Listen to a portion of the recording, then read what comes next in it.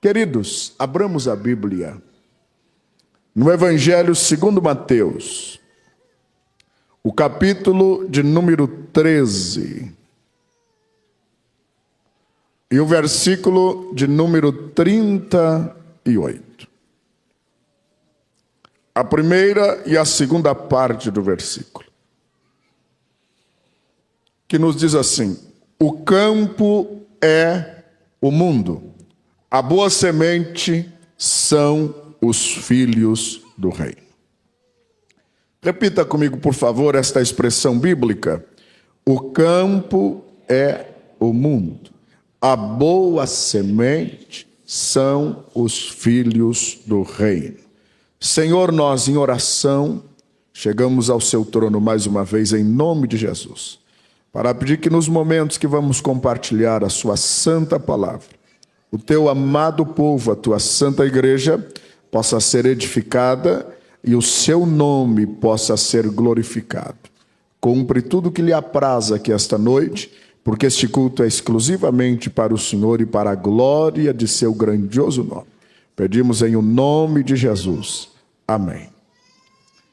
Meus amados irmãos, há alguns textos bíblicos que nos apontam o ensinamento básico para quem quer realizar a obra missionária, que é possuirmos a visão do mundo. Portanto, o tema da mensagem esta noite é a necessidade de uma visão mundial. Quero trazer-lhes esta palavra esta noite porque esta igreja adotou esta visão. E esta noite nós nos reunimos aqui para que o Espírito de Deus possa renovar em nós estas convicções para investirmos na obra da evangelização mundial até o fim, como é a proposta desta conferência missionária. Ao observarmos o livro de Gênesis, capítulo 1, versículo 28, o Senhor estabelece o ser humano na terra. Adão foi colocado por Deus, formado por Deus e colocado por Deus com a missão de dominar sobre a terra. É o Senhor que estabelece este compromisso primário: domine sobre toda a terra, sobre as aves dos céus, sobre os peixes do mar. Multiplicai-vos sobre a terra. Era a ordem divina. A missão primária do ser humano, portanto, já deixava claro que o seu ministério, a sua atividade, deveria ser sobre toda a terra. Quando o Senhor chama Abraão no livro de Gênesis capítulo 12, versículos 1 a 3, a Bíblia diz que o Senhor apareceu a Abraão e lhe disse: sai da tua terra, da tua parentela, e vai para um lugar que eu te mostrarei. E far-te-ei uma grande bênção, e engrandecerei o teu nome, e em ti serão benditas todas as nações da terra. Outra vez, está de maneira clara o compromisso que os filhos de Deus devem ter de possuir esta visão de Deus, a visão de todo mundo. Ao observarmos a Bíblia no livro de Deuteronômio, capítulo 28, versículo 19, está outra vez estabelecida esta missão. O Senhor estava abençoando Israel.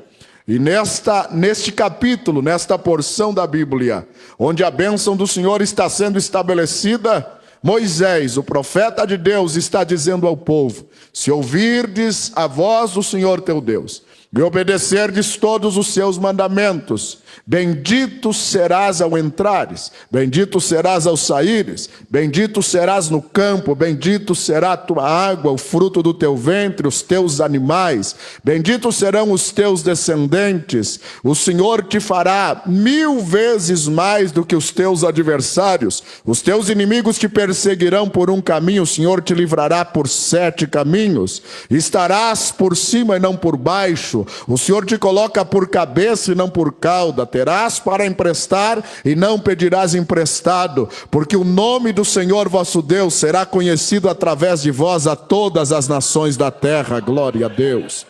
É promessa do Senhor, portanto, multiplicar, abençoar, prosperar aqueles que possuem esta visão de Deus, esta visão abrangente do Senhor. O Salmo de número 2, versículos 8 e 9, a profecia messiânica para o Senhor Jesus através da sua igreja, evidentemente, porque diz o apóstolo Paulo aos Efésios, capítulo 1, que ele é a cabeça da igreja.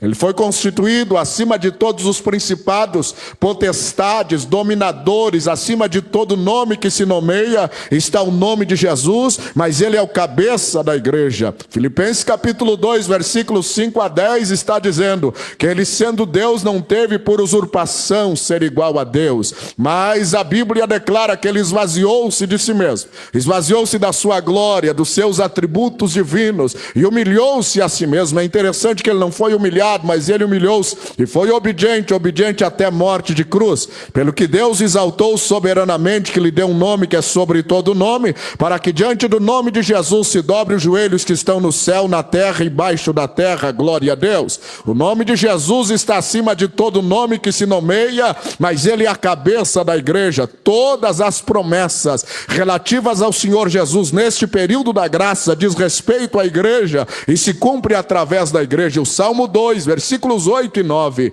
o salmista, numa visão profética, ele está declarando: pede-me, eu te darei as nações da terra por herança e os reinos da terra por tua possessão. Glória a Deus. O profeta Isaías, no capítulo número 6, recebe o impacto da presença do Senhor. Quando o rei Uzias morre, ele vê o Senhor assentado num alto e sublime trono, e a voz do Senhor brada desde os céus e grita: quem irá por nós? A quem enviarei? E o profeta responde: eis-me aqui, Senhor, envia-me a mim. A partir de então, Isaías recebe a comissão de Deus para anunciar o projeto redentor messiânico para todas as nações da terra. Em Isaías capítulo 49, quando está falando do servo sofredor perfeito, o Senhor Jesus declara que ele seria a luz dos gentios e iluminaria todas as nações da terra. Glória a Deus. Isaías capítulo 51 está dizendo que a terra assolada, atacada, a terra opressa, a terra que estava abaixo do domínio da escravidão, seria liberta pelo Senhor, e a bênção do Senhor haveria de vir para consolar todos os habitantes da terra. Glória a Deus. O profeta Ageu demonstra na sua expressão profética que o Senhor Jesus aparece como aquele que estabelece o seu domínio sobre toda a terra para fazer justiça. O profeta Abacuque vê o Senhor se movendo desde o monte Temã, o santo de Israel, para abençoar todas as nações da terra. O profeta Zacarias também observa de igual forma que a promessa da justiça seria para todas as nações da terra. E o profeta Malaquias declara de igual forma que o domínio do cativeiro seria quebrado e todas as nações da terra seriam abençoadas. O profeta Daniel, no capítulo de número 2, quando ele vê os reinos humanos serem levantados no tempo do fim, como conclusão final, ele vê uma pedra sem auxílio de mãos que cai sobre o pé da estátua e cresce. Toda a terra é dominada por aquela pedra que é a presença do Senhor Jesus e do seu reino, e há uma declaração solene que vem dos céus: os reinos da terra vieram a ser do Senhor nosso Deus. Glória a Deus. Marcos capítulo 16, o versículo 15: ide por todo mundo, pregai o evangelho a toda criatura, aquele que crer e for batizado será salvo, quem não crer será condenado. Em meu nome expulsarão demônios, falarão novas línguas, se beber alguma coisa mortífera não lhe fará dano algum, e porão as mãos sobre os enfermos e eles serão curados. Mateus capítulo 28, versículos 18, 19 e 20 está a síntese da grande comissão, que devíamos ensinar todas as nações, todo o mandamento de Deus, e ele estaria conosco todos os dias até a consumação dos séculos. Glória a Deus. Atos capítulo 1, versículo 8 diz: mas recebereis poder ao descer sobre vós a virtude do Espírito Santo, e ser-me-eis testemunhas em Jerusalém, na Judeia, em Samaria, até os confins da terra. Romanos capítulo 1, versículos 14, 15, 16, Paulo está dizendo: eu estou pronto para pregar o evangelho, eu sou devedor a gregos, a judeus, a bárbaros, e ele diz: porque eu não me envergonho do evangelho de Cristo, porque é o poder de Deus para a transformação de todo aquele que crê, primeiro do judeu e também do grego. Tito capítulo 2, versículos 10 e 11, e Paulo está dizendo: porque a graça da salvação se há manifesto a todos os povos, a todas as gentes, nos ensinando que neste presente século é possível viver uma vida justa, uma vida piedosa diante do Senhor. O pastor e apóstolo Judas, na sua epístola, lá no final, ele declara dizendo que devemos exercer misericórdia sobre aqueles que estão perdidos, admoestando-os, mas também procurando salvar mesmo aqueles que a sua roupa estão manchadas pelo pecado. Glória a Deus. O livro do Apocalipse declara no capítulo 5, versículo 9, quando o coral universal, depois da manifestação do Cordeiro ressurreto, da abertura do trono no capítulo 4, capítulo 5, João chorava muito, porque ninguém era digno de abrir o livro e os seus 7 selos, mas ele vê uma visão, sai um ancião de dentre os 24 e diz: não chores mais, eis aqui o Cordeiro de Deus, a raiz de Davi, o leão da tribo de Judá, que foi morto, mas venceu para abrir o livro e os seus 7 selos. E se uniu o coral angelical, os serafins e toda a terra, dizendo: digno é, Senhor, de receber a glória, o domínio, a soberania, a sabedoria pelos séculos dos séculos, porque com teu próprio sangue compraste homens de todos os povos, de todas as tribos, de todas as línguas e de todas as nações. Glória a Deus. A visão do mundo é a visão da Bíblia, a visão do mundo é a visão de Deus, a visão do mundo é a visão do Espírito Santo, a visão do mundo é a visão do Calvário. Esta noite o Espírito de Deus vai renovar esta convicção na sua vida. Glória a Deus. Todo projeto missionário começa com visão. A igreja precisa cultivar a visão. A visão inicialmente parece uma doidice, parece uma loucura, parece algo ilógico. Missões é ilógico, é loucura, é doidice para quem não tem visão de Deus, para quem não possui uma vida comprometida com o que o Espírito Santo relata. Na verdade, uma vida cheia do Espírito Santo, só existe lógica para esta vida cheia do Espírito Santo. Só existe uma demonstração prática deste enchimento se nós possuirmos a visão do mundo. O Senhor nos encheu de sua graça, de sua glória, para realizarmos sinais, prodígios, maravilhas, para falarmos línguas, mas esse não é o objetivo principal. O objetivo principal da plenitude do Espírito Santo é ser-me-eis testemunhas, ser-me-eis testemunhas, ser-me-eis testemunhas, ser-me-eis testemunhas, ser-me-eis testemunhas em Jerusalém, Judéia e até os confins da terra. É este até que faz a diferença, é este até que estabelece o nosso compromisso hoje, agora. É este até no versículo 8 do capítulo 1 de Atos, que nos ensina que a obra missionária é um trabalho simultâneo, não é somente no local onde estamos. Quem vê só onde está sem a visão de Deus, porque a visão de Deus é que todos sejam salvos para a glória do nome do Senhor. Para alcançarmos esta visão de Deus, nós precisamos cultivar 4 convicções, e estas 4 convicções lhes falo agora. A primeira convicção, ela é simples, ela é básica, mas ela é fundamental. Sem nós cultivarmos esta convicção, nós nunca vamos ter uma visão mundial. E a primeira convicção é esta: sem Jesus, o mundo está irremediavelmente perdido. Eu repito, sem Jesus, o mundo está irremediavelmente perdido. Eu lhes provo através de 4 argumentos fundamentais. Nós observamos no mundo de hoje, em primeiro lugar, um desequilíbrio social profundo. Nós convivemos hoje, no momento atual, com um desequilíbrio ambiental incontrolável. O nosso meio ambiente, o nosso clima está fora do controle normal. Nós convivemos com um desequilíbrio na área moral sem precedentes. E nós convivemos prioritariamente com pessoas espiritualmente totalmente desequilibradas. A espiritualidade do ser humano experimenta um momento de profundo questionamento, de profunda preocupação nas áreas da ciência, nas lides profissionais, da vida secular. Já se descobriu que o principal atributo ou a principal dimensão do ser humano é a sua espiritualidade. Hoje, aqueles que lidam com as coisas espirituais na na verdade estão na supremacia, no domínio de todas as coisas. Porém, o momento da vida espiritual do ser humano passa por profundos questionamentos e desequilíbrios. Há um desequilíbrio social, há um desequilíbrio ambiental, há um desequilíbrio espiritual e também há um desequilíbrio moral. Na área do desequilíbrio social, meus irmãos, nós nos impressionamos com a explosão demográfica, com o fenômeno da urbanização. Somos quase 7 bilhões de habitantes nesta terra. A verdade é que o crescimento diário dos seres humanos na terra, os nascimentos diários, que são mais de 1.500.000 pessoas que nascem por dia, principalmente em civilizações não cristãs, representam a cada dia o maior desafio para o cristianismo em toda a sua história. Desde que Jesus se apresentou, se revelou na terra, nunca houve um momento de tanto desafio para a mensagem do evangelho. Em primeiro lugar, porque as civilizações que mais crescem na terra não são as civilizações cristãs, não são aqueles que ouviram falar do nome de Jesus ou professam a fé cristã. As civilizações que mais crescem hoje são as não cristãs, as anticristãs, e por que não dizer até as pseudo-cristãs. Na verdade, o mundo cristão, na questão do crescimento demográfico, está em um profundo declínio. Observe comigo o fenômeno da urbanização.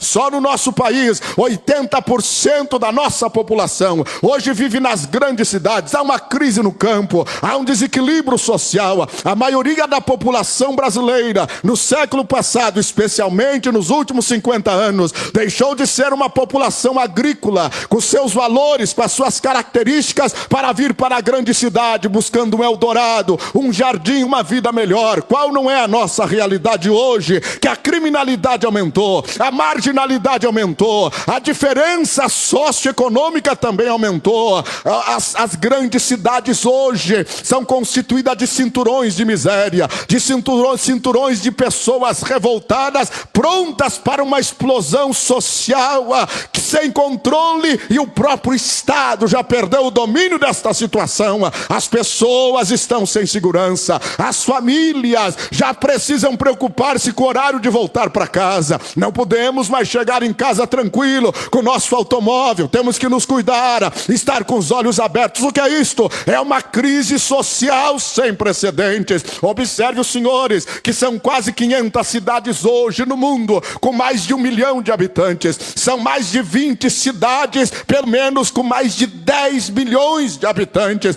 Isso quer dizer que o maior desafio da igreja hoje é o desafio da evangelização em zonas urbanas, uma estratégia específica para que o nome de Jesus seja promulgado, seja anunciado com urgência. Observe ainda os senhores, dentro desta questão social, o terrível contraste entre a riqueza e a pobreza. Observe os irmãos, que mais nos últimos 50 anos a riqueza da terra aumentou mais de 300%. Nós saímos de um produto internacional bruto dos últimos 50 anos de 2 trilhões de dólares para mais de 10 trilhões de dólares hoje. A terra enriqueceu, mas o número de pessoas ricas diminuiu e a pobreza aumentou. A miséria está maior, a desigualdade social é a pior de toda a história da terra. Vivemos em um mundo hoje que já adotou como modus operandi a corrupção, a imoralidade e todas estas questões afins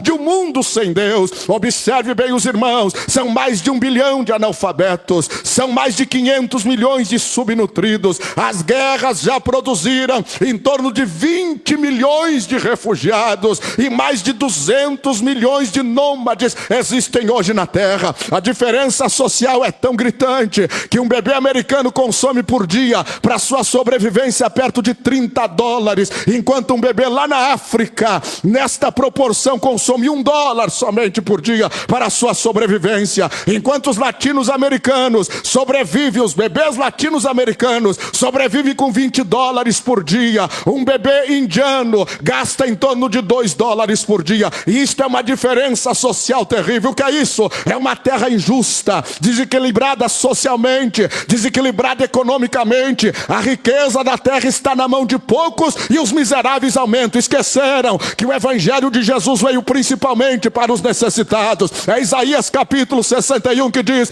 porque o Espírito do Senhor está sobre mim, porque me ungiu para evangelizar os pobres. Glória a Deus. Somente o amor de Deus pode quebrar estes paradigmas satânicos diabólicos que coloca o ser humano em estado de miséria. Agora deixe-me lhe dar uma boa notícia. Em toda esta situação, pelo menos no Brasil, as estatísticas provam que o segmento social que mais enriqueceu e melhorou de vida são os crentes evangélicos, lavados, redimidos pelo sangue de Jesus. Nem nós sabíamos que o evangelho simples que pregávamos, Jesus salva, cura, batiza com o Espírito Santo, ele voltará. Nem nós sabíamos que isso era tão bom como é, porque o segmento social que mais cresceu, que mais evoluiu foram os crentes. Glória a Deus. É dentro das igrejas hoje que estão as pessoas mais cultas, mais preparadas, mais resistentes à imoralidade. É dentro da igreja que estão as pessoas que evoluem na sua vida cultural, social e econômica mais rapidamente. O que é isso? A diferença está numa palavra: Jesus, Jesus, Jesus, Jesus, Jesus, Jesus, Jesus, Jesus. Jesus é a palavra que faz diferença. Quem quer adorá-lo, glorificá-lo, levante as suas mãos para os céus e glorifique, e exalte e bendiga o seu nome. O desequilíbrio ambiental, o desequilíbrio social mostra que sem Jesus o mundo está irremediavelmente perdido.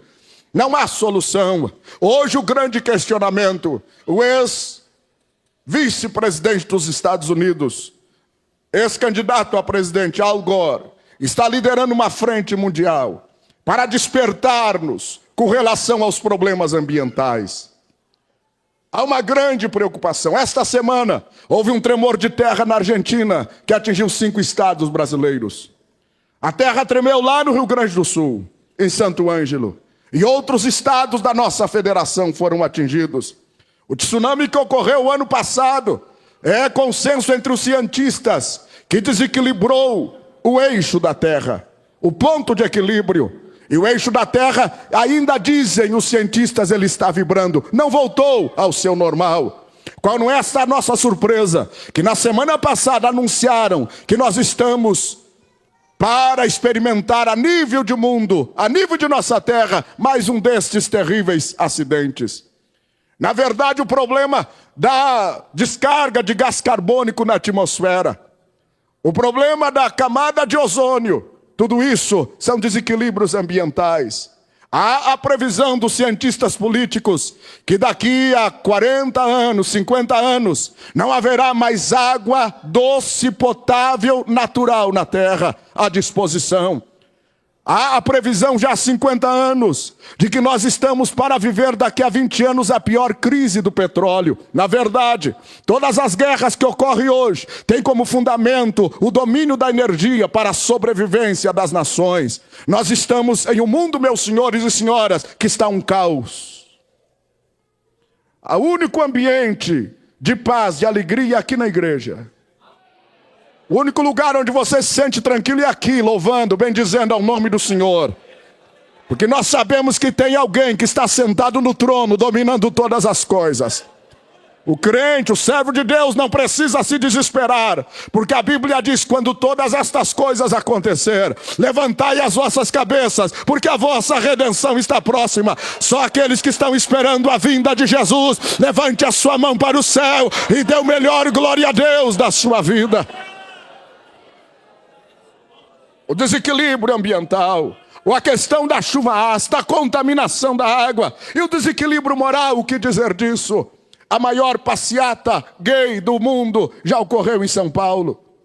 Já profanaram a Terra Santa com uma passeata de homossexuais há poucos dias em Jerusalém. Eu lembro do que diz o profeta Daniel: quando a abominação chegar no lugar santo, já chegou, está chegando, em todas as suas formas. Há só uma saída: levantarmos a cabeça, esperarmos a nossa redenção e fazermos o que temos que fazer hoje, agora. Nós não podemos esperar para amanhã, para enviar missionário, para entender a chamada, para investir no reino de Deus. Senhores e senhoras, não há mais tempo. Nós não há mais período de questionar se o que estamos fazendo tem fundamento, se é certo, se é errado, se não é. Ou nós fazemos agora, ou vai passar a nossa oportunidade de cumprirmos o que Deus nos mandou fazer, glória a Deus. E o que dizer do desequilíbrio espiritual? O pecado está na ordem do dia. A corrupção, a imoralidade. Aliás, a verdade está em segundo plano, a mentira é o que domina. As pessoas de boa moral, com virtudes cristãs, com valores absolutos, estabelecidos e claros, hoje são colocadas em segundo plano. Desde o meio político, em todas as áreas da nossa vivência, hoje, as pessoas que têm preeminência é aquelas que não têm valores morais absolutos. São aqueles que têm valores relativos. Eu me preocupo, porque esta relatividade de conceitos e de valores está entrando dentro da igreja do Senhor. Eu me preocupo com isso. Eu me preocupo com isso. Eu quero dar glória a Deus pela misericórdia do Senhor. Eu quero dar glória a Deus pelo sangue de Jesus. Porque pela Bíblia pecado ainda é pecado, não tem meio termo. Pela Bíblia só tem dois caminhos ainda, o céu ou o inferno, não tem meio termo. Pela Bíblia ou nós aceitamos Jesus e vivemos de acordo com a palavra de Deus ou nós estamos perdidos. É isso que declara a palavra do Senhor. Meus senhores e senhoras, meus queridos irmãos, nós precisamos saber a cada dia que sem Jesus o mundo está irremediavelmente perdido.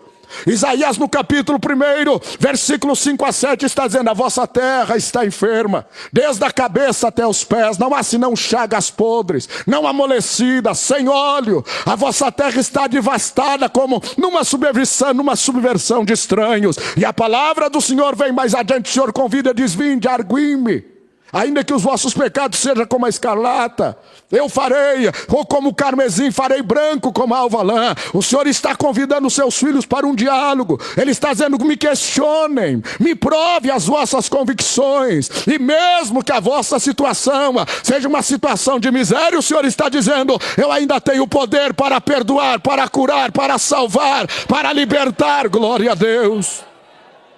A Bíblia diz em Efésios capítulo 2, versículos 2 a 3, mortos em delitos e pecados, andando segundo o espírito deste mundo, pelo curso dos filhos da desobediência, segundo os ímpetos da carne. Na verdade, meus irmãos, sem Cristo o mundo está irremediavelmente perdido. O que o Senhor quer dizer, pastor Luiz Antônio? Nesta primeira convicção, a nossa terra está podre, a nossa terra está imunda, a nossa terra está moralmente destruída. O único lugar, a única coisa boa, a única estrutura saudável que ainda existe na terra é a igreja do Senhor Jesus Cristo. O único lugar aonde nós podemos conviver, não obstante as nossas fraquezas, não obstante as nossas misérias, não obstante o nosso egoísmo, o nosso eu que é muito forte. É muito forte o nosso eu. Precisa ser submetido todos os dias ao domínio do Espírito. Precisa ser crucificado na cruz todos os dias, porque o nosso eu é muito forte. O nosso eu nos divide. O nosso eu gera inimizades entre nós. O nosso eu levanta barreiras, levanta muralhas. Mas apesar de nós mesmos, o melhor lugar para estar ainda é a igreja do Senhor Jesus, entre os crentes, lavados e comprados pelo sangue de Jesus. Quem quer dar glória a Deus pela obra redentora do Calvário, levante as suas mãos aos céus. Fique com as mãos erguidas para adorar ao Senhor por um minuto, porque eu percebo que a nuvem da glória do Senhor adentrou neste santuário. Glória a Deus. Clame, clame, clame pela cobertura do sangue de Jesus na tua vida. Clame pela presença maravilhosa do Espírito Santo.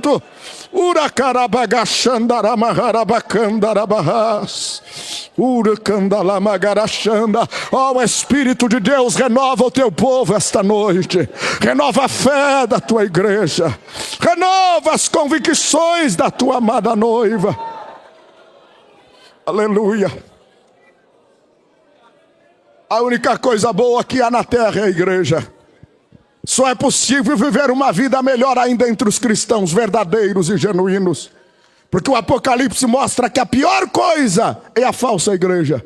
É o falso cristianismo. É pior do que tudo isso que lhes falei. Apocalipse 17, 18 fala sobre a grande Babilônia. A Babilônia mística no capítulo 17. A religiosa, a espiritual. Que será uma síntese de todas as religiões. Capitaneada pelo falso cristianismo. E ali prova que a pior estrutura que há na terra é o falso cristianismo. É o falso crente. É a falsa igreja. Por isso não vale a pena servir a Deus pela metade. Não vale a pena servir a Deus com o coração dividido. Só vale estar aqui para ser crente de verdade. Só vale a pena estar aqui para ir morar no céu.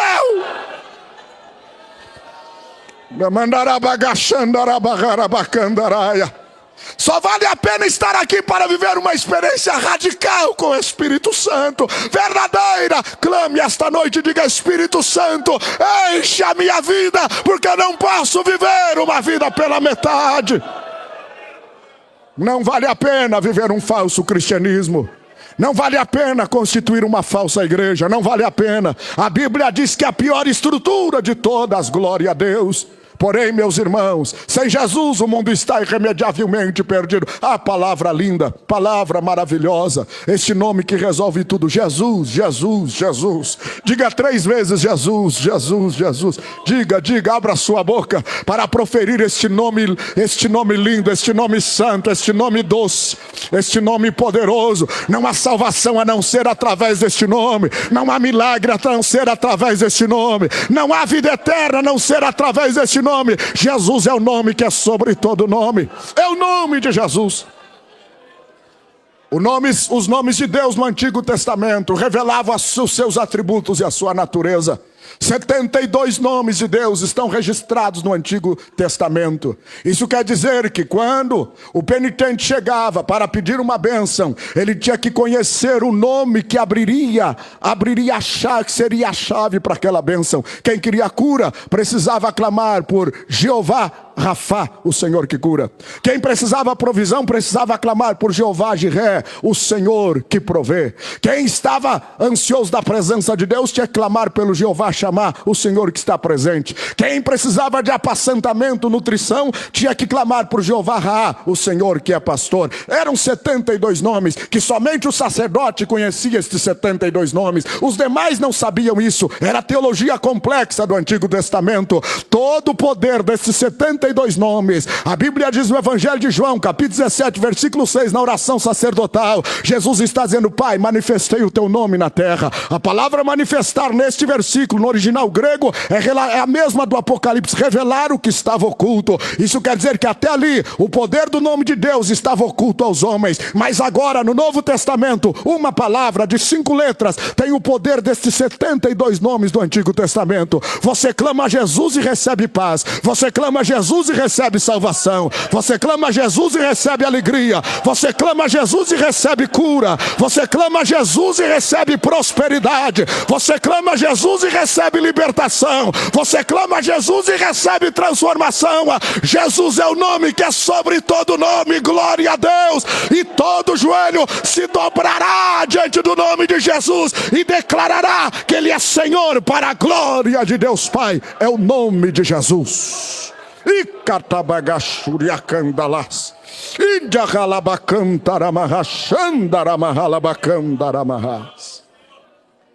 A segunda convicção que nós precisamos cultivar para termos uma visão mundial é o fato de que um dia, indubitavelmente, invariavelmente, impreterivelmente, um dia os reinos da terra serão do Senhor nosso Deus.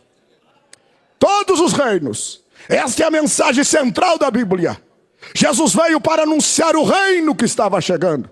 João Batista disse: o reino dos céus é chegado, está no meio de vós. Arrependei-vos.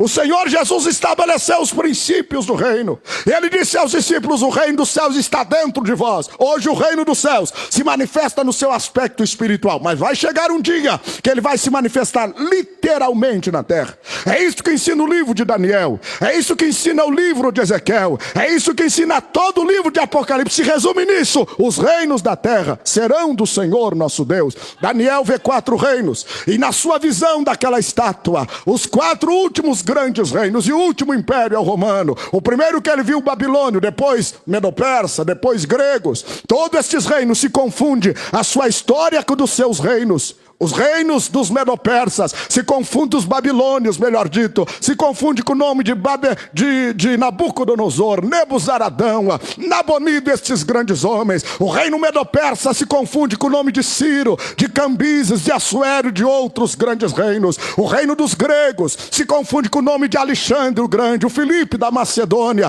construiu mais de 70 cidades, helenizou o mundo. Porém, veio a sua derrocada, dividiu o reino em 4 grandes impérios, e logo após veio o Império Romano. Na Batalha de Pydna, em 160, a Roma tomou o domínio do mundo. Quem não lembra dos triunviratos romanos, da República Romana, de Marco Antônio, Lépido, e de Otávio, de tantos outros, Júlio César, o Augusto César de Roma, o nome dele se confunde com o seu reino. Estes reinos cresceram, tentaram dominar a terra, mas a Bíblia diz que nenhum reino vai subsistir. Vai chegar um dia que os reinos da terra serão do Senhor nosso Deus. Todos os reinos da terra. Pastor, o que significa isso? Que estou pregando o evangelho para mim, missionário. Significa que você está trabalhando para um reino vencedor. Você não está trabalhando para um reino perdedor. Você não está trabalhando para um exército que vai perder a batalha. Você não está trabalhando para um general derrotado. Você está trabalhando para o general dos generais. Para o general dos generais. Aquele que nunca perdeu uma batalha. Significa que vale a pena sofrer, vale a pena trabalhar, porque se você só trabalha para vencer, você só trabalha para ganhar, você só trabalha para triunfar, glória a Deus, porque isto é uma verdade, irmãos, indubitável. Os reinos da terra serão do Senhor nosso Deus. E isto significa também que não vale a pena construir reinos humanos. Eu fico preocupado, porque na igreja, no mundo evangélico, tem muita gente construindo o reino para si, é o nome para si, é fama para si, é o trono para si. Não vale a pena, irmão.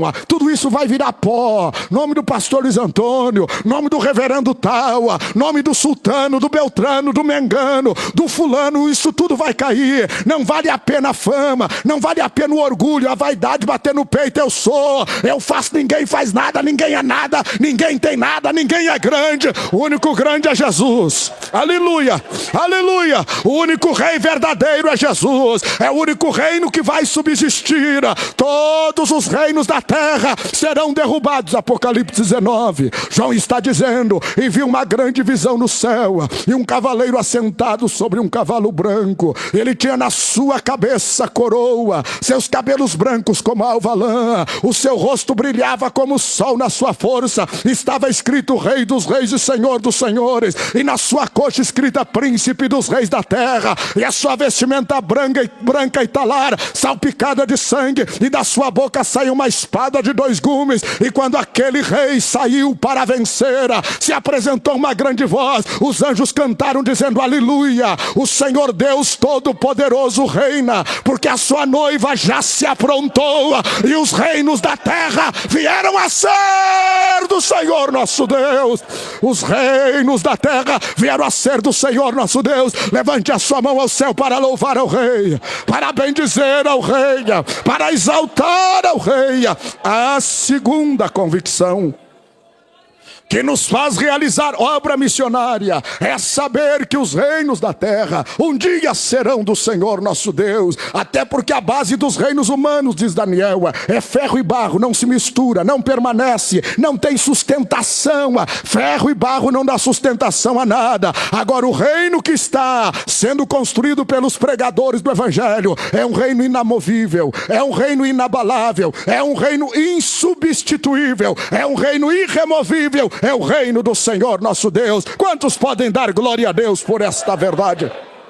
A terceira convicção para termos uma visão mundial é nós sabermos o princípio maior da obra missionária nesta hora. E qual é o princípio maior? A solução dos problemas do mundo hoje está na mão da igreja. Jesus não conta com outra organização. Eu quero dar glória a Deus pelos hospitais. Quero dar glória a Deus pelas obras sociais, pelas faculdades, pelas universidades. Tudo isso é bom, até porque a maioria destas obras meritórias vieram do coração de um cristão amoroso. A primeira faculdade que houve no mundo veio através de um cristão, Abelardo. E assim por diante. Todas estas obras meritórias vieram por cristãos, mas Deus não se propôs a resolver o problema na terra através de obras meritórias. Só quem tem autoridade de resolver os problemas da terra é a igreja do nosso Senhor Jesus Cristo. Jesus disse: tu és Pedro, sobre esta pedra edificarei a minha igreja, e as portas do inferno não prevalecerão contra ela. É a igreja que tem autoridade sobrenatural, é a igreja que tem o fundamento apostólico, é a igreja que tem o domínio da situação do mundo com autoridade divina, porque Paulo diz: de sorte que somos embaixadores de Deus na terra e temos o ministério da reconciliação. Vamos estar em pé em nome de Jesus.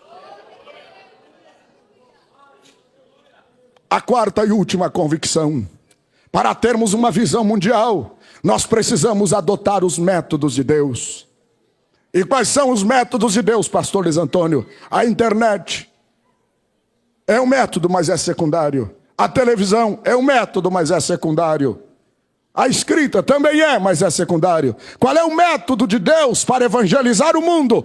É simples, claro, objetivo, mas é o que funciona até hoje. Homens e mulheres cheios do Espírito Santo. Homens e mulheres, eu disse cheios. Eu disse cheios. Quem crê que o Espírito de Deus pode enchê-lo agora? Levante as suas mãos aos céus. As duas mãos. Solte o que você tem, solte a Bíblia, solte tudo que você tem. Levante as mãos aos céus. Todo este santuário, todos os irmãos.